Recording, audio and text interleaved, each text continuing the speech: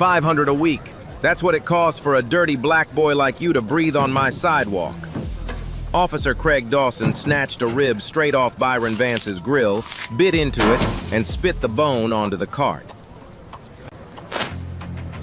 I'm tired of hearing about your kind and your nasty little grills. I'm gonna drag this whole cart to the curb myself. Byron wiped his hands slow. 500 every week. For what exactly? Dawson got in his face. Aiba, I could put you down just like a dog, Byron. And I know where your mother lives. Byron nodded. Got it, officer. But Dawson had no idea who he was really talking to. And by the time he found out, it was already too late. Let me rewind. 2 months before that sidewalk showdown, Fulton Avenue looked like any other working-class block in a mid-Atlantic American city.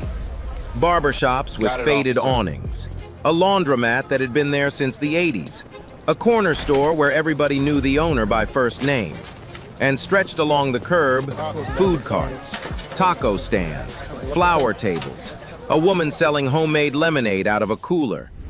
This was a block that survived on hustle, on people waking up before the sun to make an honest living with their hands. That's where Byron Vance showed up. He rolled in on a Tuesday morning in a used pickup truck with a steel smoker strapped to the bed. Took him about 2 hours to set everything up. The cart, the hand-painted sign that read Byron's Southern Smoke, the small portable speaker playing old Motown. He moved like a man who had done this 1,000 times. Calm, methodical, no wasted motion. And here's the detail that matters. Before Byron lit a single piece of charcoal, he taped 3 documents inside the front window of his cart. City vendor license, health department certificate, fire marshal sign-off, all current, all legit. Every piece of paper you could possibly need, right there in plain sight for anyone who wanted to look. Remember that. Remember the paperwork. It's going to matter later. The food was good. No, the food was ridiculous. Slow smoked ribs with a dry rub that had people closing their eyes on the first bite. Pulled pork sandwiches on brioche buns. Collard greens that tasted like somebody's grandmother made them. Within a week, Byron's line stretched past the flower stand, past the laundromat, almost to the corner. Within 2 weeks, people were driving across town just to eat lunch on Fulton Avenue. But it wasn't just the food, it was Byron himself. He remembered names, he remembered orders. The old woman on the second floor who couldn't walk down, he'd pack a plate and leave it with the corner store owner to bring up. Kids who came by after school got free samples and a stay out of trouble that somehow didn't sound like a lecture. He called every woman over 50 ma'am, and meant it every time. Byron had this habit, though. He kept checking his watch. This thick, slightly oversized digital watch on his left wrist. He'd glance at it between orders, sometimes mid-conversation, sometimes while he was alone cleaning the grill. Not like he was in a hurry, more like he was keeping track of something. Nobody thought twice about it. A busy man checking the time. What's strange about that? Keep that watch in mind, too. 2 spots down from Byron's cart, there was a woman named Renee Holloway, 60 years old. Sold flowers from a folding table she carried from her apartment 6 blocks away every single morning. Roses, carnations, whatever was in season. She and Byron became friends fast, the way people do when they share a sidewalk 10 hours a day. She'd bring him sweet tea in the afternoon. He'd save her a plate every evening. They talked about everything and nothing. Music, weather, the block. But one afternoon, while they were packing up, Renee said something that stuck. She looked down the avenue at the empty spots where other carts used to be and said, "Used to be more of us out here. They left. Wasn't by choice." Byron asked what she meant. Renee shook her head and changed the subject. Then there was the patrol car.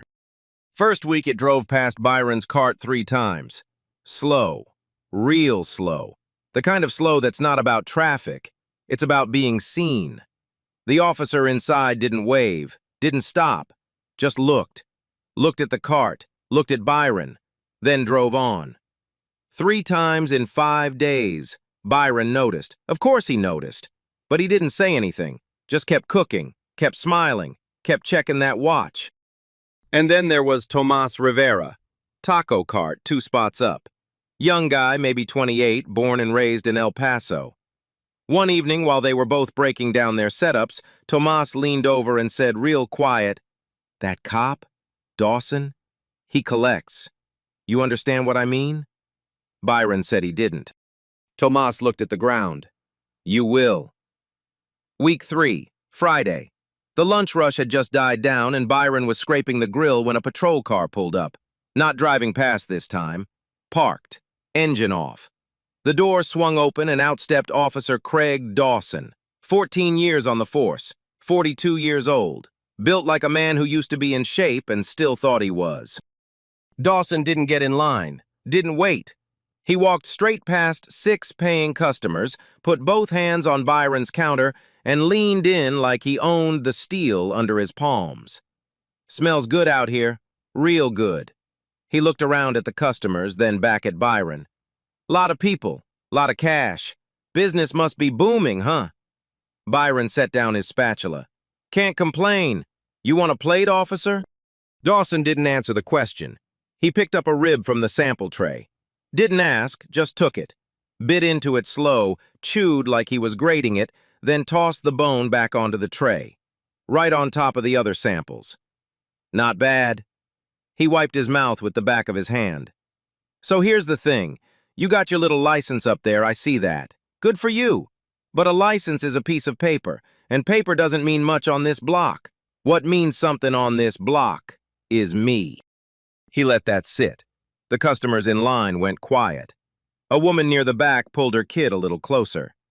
"There's a community support fee for operating out here. $500 a week. Cash. Every Friday. Think of it as rent." Byron didn't move. $500 a week. I clear maybe $800 on a good week, officer." Dawson shrugged. "Then I guess you better have more good weeks." He smiled, the kind of smile that's really a warning. "You pay and everything runs smooth. Your customers don't get ID checks. Your cart doesn't get cited. Nobody knocks your setup over during a crowd control sweep. Everybody's happy." "And if I don't pay?" Dawson tilted his head. "You're a smart guy, Byron. I'm sure you can figure that out." He said Byron's name. Not sir, not buddy, Byron. Like he'd already looked him up. Like he'd already decided what Byron was worth. Byron glanced at his watch. Quick, casual, like checking the time between orders, and said, "Let me think on it." That threw Dawson off. Most vendors either caved on the spot or pushed back hard enough for him to make an example. Byron did neither. Just stood there, calm as still water, and asked for time. Dawson studied him for a second, then shrugged. "Sure, think on it, but don't think too long." He turned to leave, and then, right before he got to the cruiser, he stopped, turned around, raised his voice just enough for the whole line to hear. "Nice little operation you got, Byron. Be a shame if the health department found something. You know how it is. Y'all don't always keep things up to code." "Y'all," he said it looking right at Byron's face. Then he looked at the black teenager standing third in line, then at the black woman behind her. "Y'all." Everybody knew exactly who he meant. The white woman at the front of the line stared at her shoes. Nobody said a word. Dawson got in his car and drove off. That night, Byron sat with Renee after they both closed up. She was quiet for a long time. Then she told him everything. Dawson had been running this game for years. Not months. Years. He had a system. He targeted vendors of color. Black, Latino, anyone who looked like they couldn't fight back. The ones who paid, he left alone. The ones who didn't, they got buried. Bogus health citations, parking violations for carts that didn't have engines, fire code complaints on setups that had already been approved. And if all that didn't work, he'd have the cart impounded, towed away while the vendor was in the bathroom or grabbing lunch. By the time they got through the paperwork to get it back, they were broke. 3 vendors left Fulton Avenue last year alone. A woman who sold Jamaican patties, a man who sharpened knives, a couple who ran a flower cart on the North End. All of them vendors of color. All of them gone. "I reported him once," Renee said. She wasn't angry when she said it. That was the worst part. She was past anger. She was tired. 2 years ago, went down to the precinct, filled out the complaint form, wrote everything down, dates, amounts, what he said to me. You know what happened? Byron waited. Nothing. Not a thing. Nobody called me. Nobody followed up. And then, the next week, my cart got towed. 9 years I'd been in that same spot. 9 years, never a single problem. One complaint about Dawson, and suddenly I'm obstructing pedestrian flow. She took a sip of her tea. Her hand was steady. That steadiness, that was the thing that broke your heart, because it meant she'd had years to get used to this, years to stop shaking, years to turn rage into resignation. How much do you pay him? Byron asked. $200 a month, from the flower money. She paused. Some months that's almost everything. Byron said nothing for a while, then, and nobody else has reported him? Renee almost laughed. Baby, who's going to report him? To who? His sergeant? She signs off on every citation he writes. The hotline? 2 people called that. Anonymous tips. Nothing happened. Nothing ever happens. The next night, Byron caught Tomas closing up his cart. He asked him straight, "How much does Dawson take from you?" Tomas didn't look up. $300 a week. A week? For how long? Over a year. Byron did the math in his head. That was more than $15,000. From one vendor. For doing absolutely nothing except existing on a public sidewalk. You ever think about going to the press? Byron asked. Tomas finally looked at him, and the expression on his face, it wasn't fear exactly, it was something worse. It was the look of a man who had already calculated every option and crossed them all off. He told me he'd call ICE, said he could have a van here in 20 minutes. Tomas's voice was flat. I was born in El Paso, man. I'm a citizen. My parents are citizens. But he knows it doesn't matter. He knows the threat is enough. That's how it works. Dawson didn't need the law to be on his side. He just needed people to believe it was. The following Friday, Dawson came back. No smile this time. He walked up to the cart, leaned on it like it was his kitchen counter and said, "So, you think about what we discussed?" Byron reached under the cart, pulled out a white envelope, handed it over. Dawson opened it right there on the sidewalk, counted the bills, $500 in 20s, slowly, deliberately, licking his thumb between each one. Then he folded the cash, slid it into his vest pocket, and patted the cart twice, like patting a dog that finally learned to sit. Smart man, see? That wasn't hard. He walked away. Byron watched him go. Then he looked down at his watch. The tiny red dot on the side, so small you'd miss it if you weren't looking, was pulsing. 4 Fridays passed. 4 envelopes. 4 collections. And each time Dawson stayed a little longer, talked a little louder, got a little meaner. Week 4. You should be grateful, Byron. Most guys like you would be lucky to have this corner. Week 5. Turn that jungle noise down. This is a business district, not a block party. Week 6. Your people sure love standing in line, huh? Must be genetic. Each comment was surgical, quiet enough that a bystander might not catch the full weight, loud enough that Byron and every black customer within earshot felt it in their chest. 4 weeks, $2,000, and every single cent of it documented. Week 7, Dawson showed up with backup. A second officer, younger, unnamed, stood by the cruiser with his arms crossed while Dawson collected. He didn't say anything. He didn't have to. The message was simple. I've got people behind me. You've got nobody. Byron handed over the envelope. Dawson counted it, walked away. And that was supposed to be that. But it wasn't. Because what Dawson saw as submission was something else entirely. Every calm nod, every yes, sir, every envelope. It was all building toward something Dawson couldn't see, something he'd never see coming. Let me pull back for a second and show you what Dawson's operation actually did to Fulton Avenue. Not just to Byron, to the whole block. In 3 years, 11 vendors of color disappeared from that street. 11.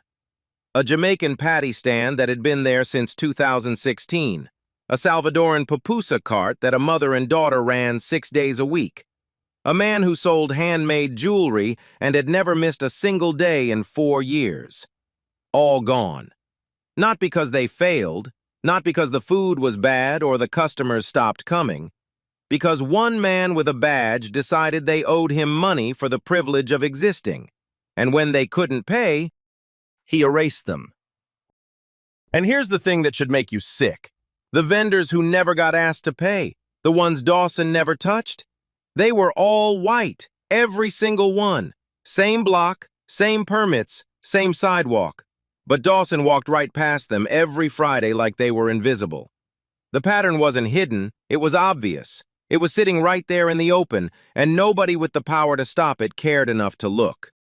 One night, after the block went quiet and the last customer left, Byron sat alone in his apartment.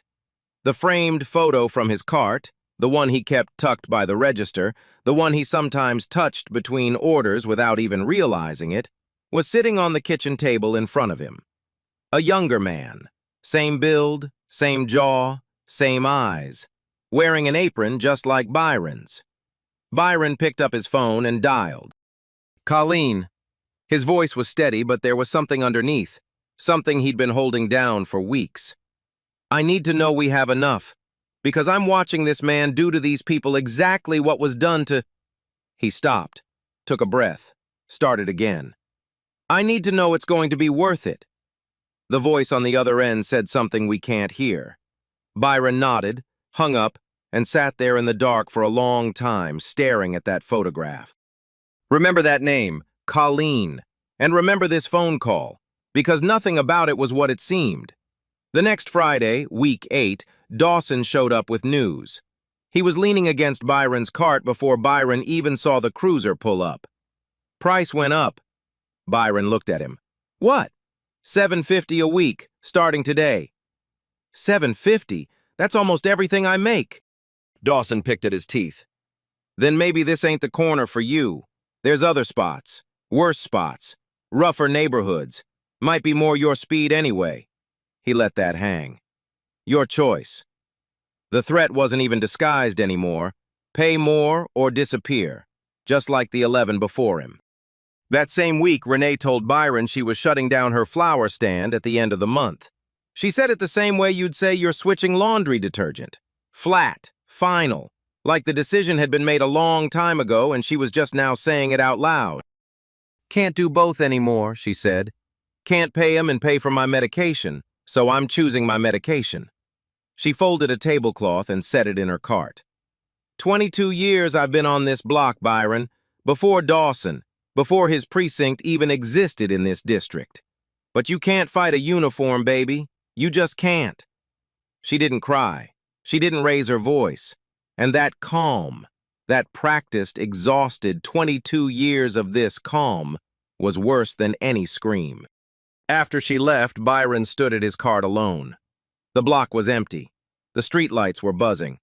He looked at the photo inside his cart, that younger man in the apron, and said something under his breath, almost to himself, almost to the photo. I keep real good records, Renee, real good records. If you heard that and thought it was a vendor talking about his bookkeeping, that's exactly what you were supposed to think. Here's what the system looked like from the inside. Renee Holloway's complaint, the one she filed 2 years ago at the precinct, was marked resolved in the system. No follow-up interview, no investigation, no contact with Renee. Just a stamp and a closed file. 2 anonymous tips to the precinct's integrity hotline, logged, never assigned, never investigated. And every single one of Dawson's retaliatory vendor citations? Signed off by the same person, Sergeant Thelma Briggs. His direct supervisor. No questions asked. No patterns flagged. No review. The system didn't break. That's what people need to understand. The system didn't fail because something went wrong. The system failed because it was doing exactly what certain people built it to do. Protect its own and ignore everyone else. But what Dawson and Briggs didn't know was that somebody outside the system had been watching. And that somebody had just decided he had enough. Friday, week 10. collection day. But something was different. If you were standing on Fulton Avenue that morning, you might not have been able to name it, but you would have felt it. The air was tighter. The block was quieter. Byron's cart was set up in its usual spot, the sign still reading, Byron's Southern Smoke, the apron still tied around his waist. But the grill was cold. The speaker was off. No Motown. No smoke curling into the sky. No line of customers stretching down the sidewalk. Byron stood behind the cart with his hands flat on the counter. Still, patient, like a man who had been waiting for this exact morning for a very long time. Half a block east, a white van with tinted windows sat parked along the curb. It had been there since 6 a.m. Nobody paid attention to it. Just another delivery vehicle on a busy street. Except there was no logo on the side, and it hadn't moved in 4 hours. Across the street, a woman sat in a parked sedan. Brown hair, sunglasses, a newspaper open on her steering wheel. She hadn't turned a page in 20 minutes. At 11:47 a.m., a patrol car turned onto Fulton Avenue and slowed to a stop in front of Byron's cart. Same car, same spot, same routine. The door opened, and Officer Craig Dawson stepped out. He adjusted his sunglasses, hitched his belt, took his time walking over, that slow, wide-legged stroll he always did, the one designed to remind everyone on the sidewalk that he was in no rush because nobody could rush him. He didn't notice the van, didn't notice the sedan, didn't notice that Byron's apron was clean, no grease stains, no smoke marks, fresh, like it had never touched a grill. "Quiet day," Dawson said, leaning on the cart. "Where's your fan club?" "Gave them the day off." Dawson chuckled. He didn't find it funny. Laughing was just something he did before he collected. A ritual. A warm-up. He extended his hand, palm up, fingers curling inward. The gesture. The one Byron had seen every Friday for 2 months. Pay up. Byron reached into his apron. Dawson watched, relaxed. He was already thinking about what he'd spend it on. Maybe he was thinking about lunch. Maybe he was thinking about the boat payment he'd been making with vendor money for the last 18 months. Whatever he was thinking, it wasn't about the thing that was actually happening. Because Byron didn't pull out an envelope. He pulled out a black leather credential case, held it at chest height, and flipped it open. Gold badge on the left, photo ID on the right, 3 letters across the top, big, bold, impossible to misread, FBI. Below the badge, Special Agent Byron Vance, Federal Bureau of Investigation, Public Corruption Unit. Time stopped. Or at least it felt like it did. Dawson's face went through a transformation that lasted maybe 4 seconds, but carried the weight of his entire career collapsing in on itself. Confusion, because the badge didn't make sense. Recognition, because suddenly it made perfect sense. Denial, because if it was real, then everything he'd done for the past 2 months was recorded. And then terror, white-hot, bone-deep terror, because it was real. His hand, the one still extended for the envelope, dropped to his side like it had been cut from a string. His mouth opened. Nothing came out. Byron spoke first, calm, measured, the same voice he'd used to say, "Got it, officer," 10 weeks ago, except now it carried the full weight of federal authority behind it. "Officer Craig Dawson, badge number 4452. I'm Special Agent Byron Vance, FBI Public Corruption Unit. You are under arrest for extortion, deprivation of civil rights under color of law, and conspiracy." He paused. Just long enough. "You have the right to remain silent. I'd recommend you use it." The van doors opened. 4 agents in navy blue windbreakers, FBI in yellow block letters across the back, stepped onto the sidewalk. The woman in the sedan, Agent Colleen Ashford, the voice on the other end of Byron's late-night phone call, got out, put her sunglasses on top of her head, and walked toward the cart from the opposite direction. Dawson was boxed in. He looked left. Agents. Looked right. Ashford. Looked at Byron, the man he'd been calling boy for 10 weeks, the man he'd spit rib bones at, The man he'd threatened and extorted and humiliated every Friday like clockwork. And for the first time in maybe his entire life, Craig Dawson had absolutely nothing to say. His hand moved toward his radio on instinct. Byron shook his head. "I wouldn't." Dawson's hand stopped. "Officer Dawson." Ashford's voice was crisp, professional, and carried zero sympathy. "Place your hands on the vehicle." He did. His legs were shaking. You could see it through his uniform pants. A tremor running from his knees to his boots. The man who had strutted across this sidewalk every Friday like he owned it could barely stand. Ashford cuffed him. Byron watched, arms folded, badge still hanging from his belt. The apron was off now. He didn't need it anymore. 6 weeks ago, Craig Dawson stood on this exact patch of concrete and told Byron Vance that he needed to pay $500 a week for the right to exist. Now, Byron Vance was watching Craig Dawson get handcuffed with pre-marked bills still sitting in his locker at the precinct. Funny how that works. As agents walked him toward the van, Dawson turned his head, looked at Byron over his shoulder. Really looked at him. Maybe for the first time. Not at a vendor, not at a target, at the man who had just ended his career. "This was a setup?" His voice cracked. "The whole time?" Byron didn't blink. "No, officer, this was an investigation. There's a difference. A setup means I made you do something you wouldn't normally do. I didn't make you do anything. I just showed up, and you did the rest yourself."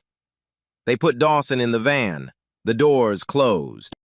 And half a block away, standing next to her folding table full of roses and carnations, Renee Holloway watched. She saw the FBI jackets. She saw the handcuffs. She saw the man who had stolen from her for years folded into the back of a federal vehicle like luggage. She put one hand over her mouth. Her eyes filled. She didn't say a word. She didn't have to. Within 48 hours of Dawson's arrest, the case moved from the sidewalk to a place with fluorescent lights and no windows, the regional FBI field office 30 miles from Fulton Avenue. Agent Colleen Ashford stood in front of a whiteboard covered in photos, timelines, and red lines connecting names to dates to dollar amounts. 6 agents sat around the table. Byron stood in the back, arms crossed, still wearing the same watch. Ashford laid it out. Dawson wasn't a solo act. He was the visible piece of something uglier, a pattern of civil rights violations that local authorities had either ignored or actively buried for years. The FBI had been aware of the pattern for 10 months before Byron ever lit a grill. Tips had come in from community organizations, civil rights attorneys, and 2 former officers who had left the precinct rather than participate. The Bureau opened a formal investigation, codenamed Operation Fulton, and decided the only way to build an airtight case was to put an agent on the ground, in plain sight, and let Dawson come to him. That agent was Byron Vance. Byron wasn't the first person to notice Craig Dawson, Ashford told her team. He was the first person with the authority to do something about it.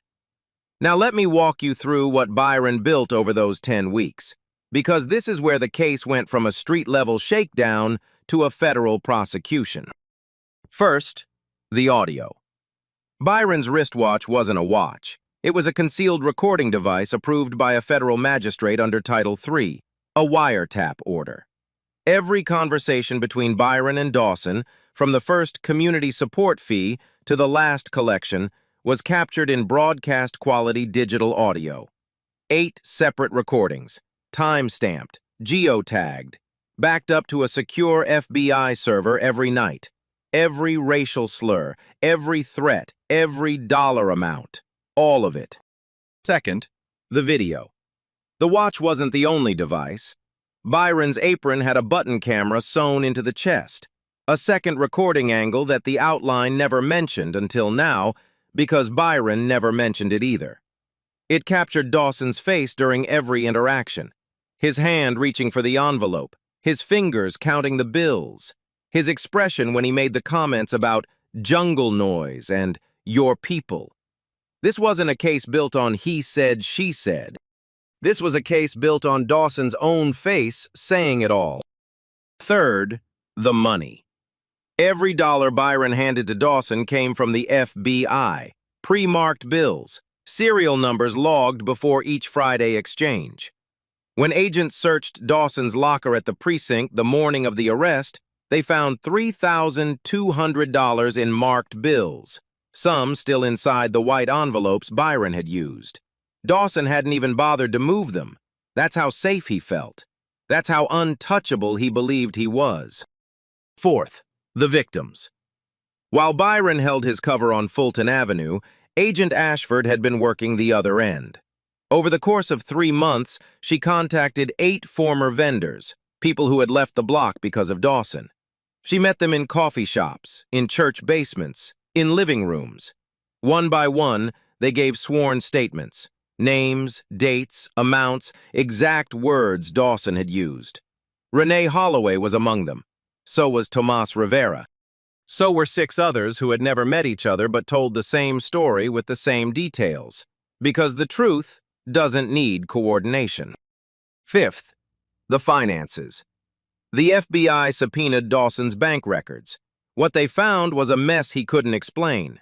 Over the past 3 years, Dawson had made cash deposits totaling more than $82,000, on top of his salary. No second job, no inheritance, no investments, just cash, deposited in irregular amounts at irregular intervals, almost always within 48 hours of a Friday. His attorney would later try to argue that the deposits were from poker winnings. The FBI's forensic accountant responded with a single sentence.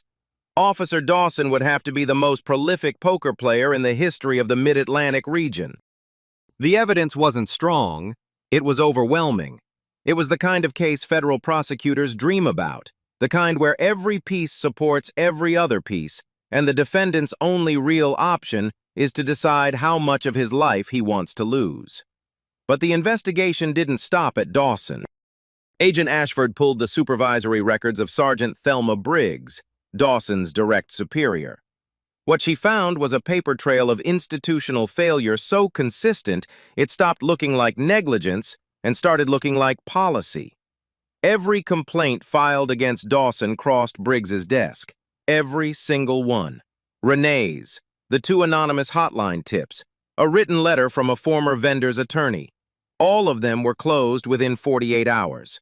No interviews, no body camera reviews. No follow-up of any kind, just a stamp, resolved, and Briggs's signature at the bottom.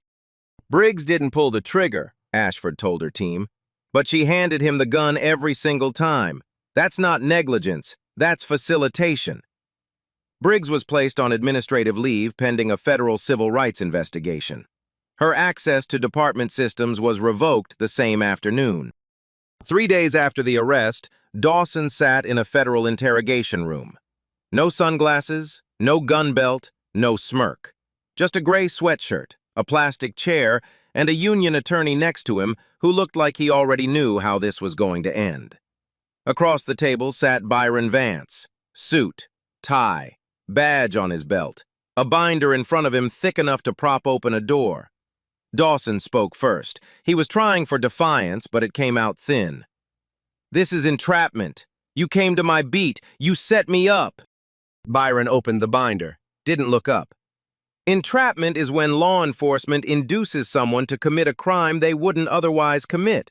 Officer Dawson, you were extorting vendors for over 2 years before I set foot on Fulton Avenue. He looked up now. I didn't induce anything. I just let you be yourself. Dawson's attorney whispered something. Dawson ignored him. You were pretending. The whole time. The grill, the food, The ribs were real, Byron said. My grandmother's recipe. Everything else? Yes. That was the investigation. Byron opened his laptop and pressed play. Dawson's own voice filled the room. Think of it as rent. Everybody pays rent. Click. Next clip. You want ice down here? Because I can make a call. Click. Turn that jungle noise down. Click. Y'all don't always keep things up to code. Each recording was time-stamped. Each one had a corresponding video from the button camera. Dawson's face, clear as a photograph, saying every word. His attorney closed his eyes. Dawson stared at the table. The silence between clips was heavier than the words themselves. There's something about hearing your own cruelty played back to you in a room where it's going to become part of the public record. Something that strips away every excuse, every justification, every story you've told yourself about why what you did wasn't that bad. It's just your voice, your words, your face, and there's nowhere to hide. Byron closed the laptop and opened a different section of the binder. Victim statements. He read from Renee Holloway's sworn testimony, not the whole thing, but enough. How she started her flower stand after her husband passed. How it gave her a reason to get up in the morning. How Dawson's payments forced her to choose between her stand and her blood pressure medication. How she filed a complaint and got punished for it. How she eventually stopped believing anyone would ever listen. Her words, summarized in that room, carried the weight of 22 years on a sidewalk and 2 decades of being invisible to the people who were supposed to protect her. I didn't want him fired, Renee had written. I just wanted him to stop. I just wanted to sell my flowers in peace. Byron turned the page. Tomas Rivera's statement. The ICE threat made to a man born in El Paso, Texas, a U.S. citizen, whose family had been American longer than Dawson's. Tomas had paid over $15,000 across his time on Fulton Avenue. $15,000 that was supposed to go into a savings account for his daughter's college tuition. His daughter, who was now attending community college instead of the state university she'd been accepted to, because the money wasn't there anymore. Dawson took it. Every dollar. And he took it knowing that a man too afraid of a fake ICE threat would never fight back. Byron closed the binder. He didn't say anything for a long time. He didn't need to. The room was doing the talking now. The room and everything in it. The recordings, the statements, the binder full of dates and dollars and damage. Dawson's attorney finally broke the silence. We'd like to discuss terms. Byron stood up. That's between your client and the U.S. Attorney's Office. I'm done here. He walked out. But the case wasn't done growing. In the weeks that followed, the FBI flagged similar extortion patterns in 2 neighboring precincts. Different officers, same playbook, same targets, vendors of color, immigrants, anyone operating in public space without the protection of money or connections. Operation Fulton expanded. Subpoenas went out. More bank records were pulled. More victims came forward. One corrupt officer is a story. A pattern of corrupt officers across multiple precincts is a system. And systems don't change because of a single arrest. But they don't change without one either. That night after the interrogation, Byron sat alone in the break room of the FBI field office. Vending machine humming, coffee going cold in his hand. He took out his phone and looked at a photo. The same one from the cart. The younger man in the apron. Same smile. Same eyes. His brother, Derek Vance. 8 years ago, Derek ran a food cart in another city. Different block, different state, same story. A patrol officer decided Derek's cart was a problem. Harassed him. Cited him. Came back week after week until Derek pushed back. And when he did, the officer threw him to the ground during a wrongful seizure. Derek hit the pavement spine first. The injury never healed right. He spent 4 years in and out of hospitals, losing mobility, losing weight, losing the version of himself that used to stand behind a grill and feed a neighborhood. He died at 31 from complications. The officer was never disciplined, never investigated, never even named in a report. Byron looked at the photo for a long time. Then he said, quiet enough that nobody else in the building could have heard it, I told you I'd finish it, D. I told you. Every week Byron stood behind that grill on Fulton Avenue, he was standing in Derek's place. Every insult he absorbed, every boy, every envelope he handed over with steady hands, he absorbed it for the brother who couldn't fight back anymore. His calm wasn't just FBI training, it was love. The kind of love that turns grief into a mission and a mission into a promise. and he kept that promise. 3 weeks after the interrogation, a federal grand jury handed down the indictment, 12 counts, the kind of number that ends careers and starts prison sentences. 8 counts of extortion under color of authority. Title 18, U.S. Code, Section 1951. Each one carrying up to 20 years. 3 counts of deprivation of civil rights under color of law, Section 242, up to 10 years each. And 1 count of conspiracy for the system he built, the pattern he maintained, and the people he recruited to look the other way while he did it.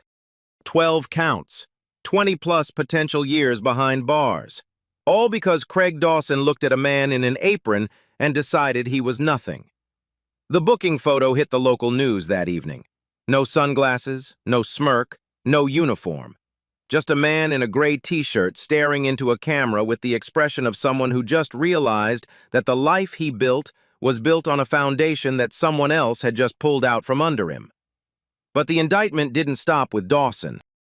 Sergeant Thelma Briggs, the woman who signed off on every retaliatory citation, who stamped "resolved" on every complaint without making a single phone call, was charged separately.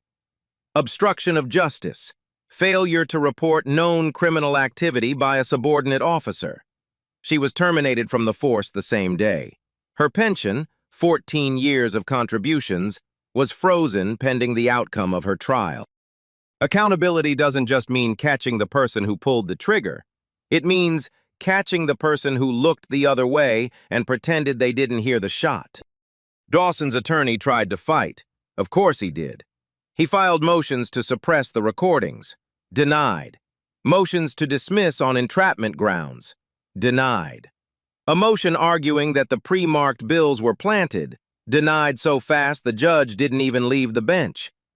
Every legal door Dawson's team tried to open had Byron Vance standing on the other side with a binder full of evidence and 8 weeks of footage. 6 weeks after the indictment, facing the full weight of a federal case he couldn't win, Dawson folded. His attorney negotiated a plea. Guilty on 4 counts of extortion. Guilty on 1 count of civil rights violation. The remaining counts were dropped as part of the agreement. Sentencing recommendation: 12 to 15 years in federal prison. No possibility of parole for the first 8. Dawson's attorney released a statement to the press. 1 sentence.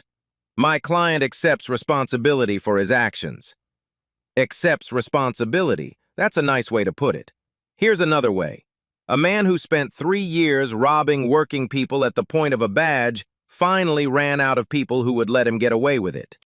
As part of the plea agreement, Dawson was ordered to pay $126,000 in restitution to his victims.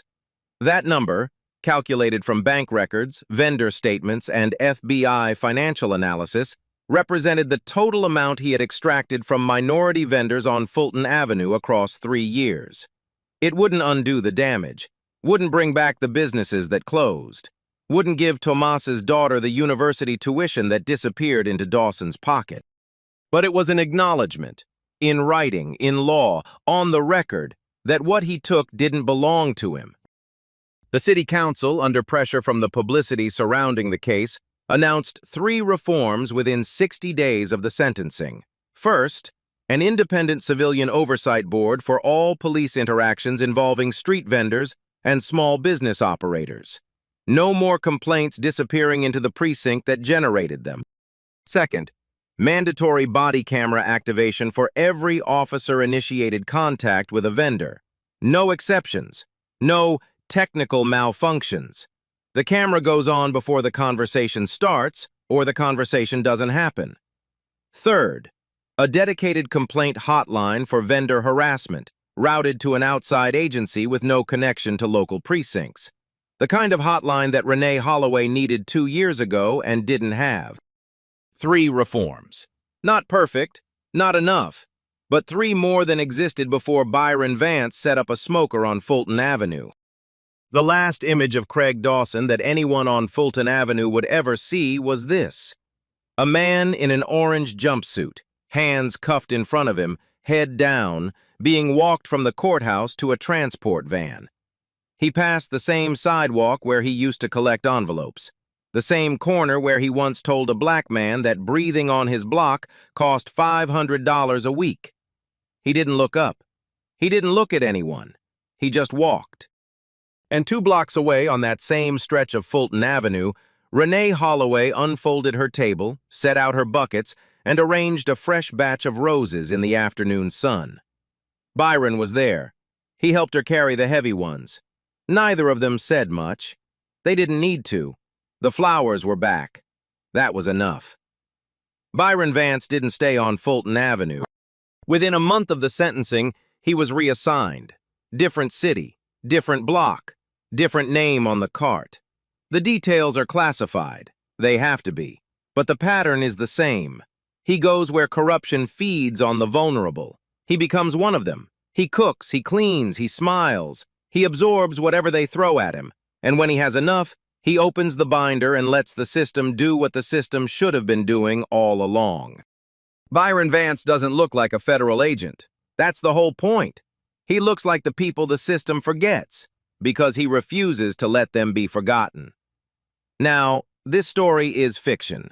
I need to say that clearly. Byron Vance is not a real person. Fulton Avenue is not a real street. Craig Dawson is not a real officer. But the pattern is real. In cities across America, documented by the Department of Justice, reported by investigative journalists, confirmed in federal court, police officers have extorted street vendors. They've demanded cash for protection. They've filed retaliatory citations against vendors who refuse to pay. They've targeted vendors of color at rates that can't be explained by anything other than what they are. This isn't speculation. It's in the court records. It's in the DOJ reports. It's in the exposed complaint files that sat in precinct drawers for years without anyone opening them. The story I told you today is fiction, but there are real Renees out there. Real women who had to choose between their livelihood and their medication because a man with a badge decided their sidewalk belonged to him. There are real Tomases, citizens born on American soil who were threatened with deportation by officers who knew the threat was a lie but used it anyway because fear is cheaper than force. And there are real Derricks, people who pushed back and paid for it with their bodies, their health, their lives, and whose names never made it into a single report. Byron carries his brother's photo everywhere he goes, not because he needs to remember Derrick. He could never forget him. He carries it because it reminds him why he does this. Not for promotions, not for commendations, for the people who never got the chance to see the system correct itself. Some people fight because they want to win. Byron fights because someone he loved didn't get the chance to. The last voice in this story isn't Byron's. It's Renee's. She's back at her flower stand. Same spot, same folding table, same roses. A customer asks if she's happy to be back. She stops, thinks about it, really thinks. Happy? I don't know about happy, but I'm here, and I'm not leaving. Not again. So here's my question for you, and I want you to really sit with it before you answer. If you saw someone being shaken down, someone just trying to earn an honest living on a public sidewalk, would you speak up? Would you record it? Would you report it? Or would you look at the ground and keep walking, the way those customers did on Fulton Avenue? Drop your answer in the comments. I want to hear it. And if this story hit you, if it made you angry, if it made you think, if it reminded you of something you've seen or something you've lived, share it. Send it to someone who needs to hear it. Subscribe if you haven't. Hit that notification bell so you don't miss the next one. Because these stories deserve to be told. And the people in them, the real ones, the ones still out there on sidewalks and street corners, trying to make a living while the system looks the other way, they deserve to be heard. Fulton Avenue is quiet now. Byron's cart is gone. He's somewhere else, doing it again, feeding people and taking notes. But the block is alive. New vendors, new carts, new music, kids laughing after school, the smell of something good drifting down the sidewalk. And at the end of the block, right where she's always been, Renee's flowers are catching the afternoon sun.